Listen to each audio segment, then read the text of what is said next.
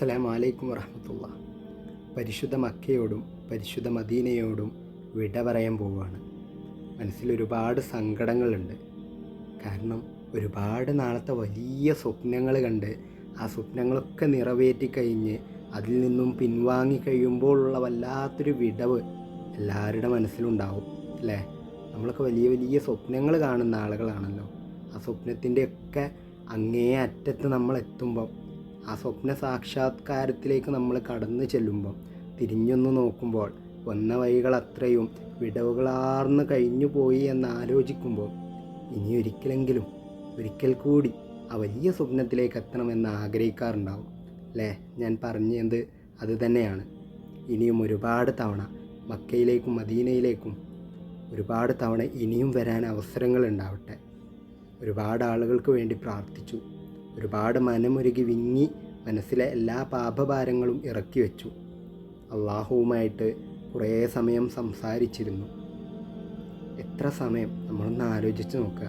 മുഹമ്മദ് നബി സല്ലല്ലാഹു അലൈഹി വസല്ലം അദ്ദേഹം അനുഭവിച്ച ത്യാഗങ്ങളും അതിൻ്റെ ഓരോ ഓർമ്മകളും ഓർമ്മപ്പെടുത്തലുകളും ഈ പുണ്യഭൂമിയിലൂടെ നടന്ന് കാണുമ്പോൾ വല്ലാത്ത സങ്കടം തോന്നുന്നു.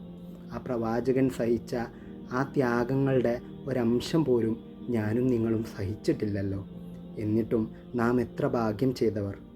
എന്നിട്ടും ഇപ്പോഴും താന്തോന്നികളെപ്പോലെയാണ് ഞാനും നിങ്ങളും ജീവിക്കുന്നത് എന്നുണ്ടെങ്കിൽ നമ്മൾ ഈ ഭൂമിയിൽ കുറേ നേടിയിട്ടുണ്ടാവും. പക്ഷേ നാളെ വരാൻ പോകുന്ന പരലോകത്ത് എൻ്റെയും നിങ്ങളുടെയും മാർക്ക് വലിയ തോതിൽ എത്രയോ അഗാധങ്ങളിലേക്ക് ആഴികളിലേക്ക് താഴ്ന്നു പോയിട്ടുണ്ട് എന്നുള്ള യാഥാർത്ഥ്യം നമ്മളെ മനസ്സിലാക്കുക. ഈ പരിശുദ്ധ മക്കയെയും പരിശുദ്ധ ഹറമിൻ്റെ ഭാഗങ്ങളിലൂടെ ഇങ്ങനെ നടന്നു പോകുമ്പോൾ ഒരുപാട് ആളുകളെ കാണാറുണ്ട്. ഒരുപാട് ആളുകളോട് സംസാരിച്ചു. അതിൽ സന്തോഷം തോന്നിയ ഒരു നിമിഷം എന്ന് പറയുന്നത് ഒരു ഫലസ്തീനി കുടുംബത്തെ കാണാനിടയായി. ആ കുടുംബത്തോട് ഒരുപാട് തവണ സംസാരിച്ച കൂട്ടത്തിൽ അവരോട് ചോദിച്ചു, നിങ്ങളുടെ ആഗ്രഹങ്ങളും സ്വപ്നങ്ങളും പ്രതീക്ഷകളൊക്കെ എന്താ? അവർ പറഞ്ഞു, ഞങ്ങളുടെ നാട്, ഞങ്ങളുടെ മസ്ജിദ്, ഞങ്ങളുടെ ആ പള്ളി ഉണ്ടല്ലോ, ആ ഫലസ്തീൻ ഉണ്ടല്ലോ, ആ ഫലസ്തീനൊന്ന് മോചിതമായി അവിടെ വിജയം പ്രാപിക്കുന്ന ഒരു നിമിഷത്തെ കാണാനാണ് ഞങ്ങൾ ആഗ്രഹിക്കുന്നത്. പലരും പല സ്വപ്നങ്ങളുമായിട്ട് ഈ നാട്ടിലേക്ക് കടന്നു വരുന്നുണ്ട്. എല്ലാവരുടെ സ്വപ്നങ്ങളും എല്ലാവരുടെ ആഗ്രഹങ്ങളും യാഥാർത്ഥ്യമാകട്ടെ. നാളെ പരലോകത്തെത്തുമ്പോൾ പ്രവാചകൻ സ്വല്ലല്ലാഹു അലൈഹി വസല്ലമയുടെ കയ്യും പിടിച്ച് സ്വർഗത്തിലേക്ക് പോകുന്ന ആളുകളുടെ കൂട്ടത്തിൽ ഞാനും നിങ്ങളും ഉണ്ടാവണം.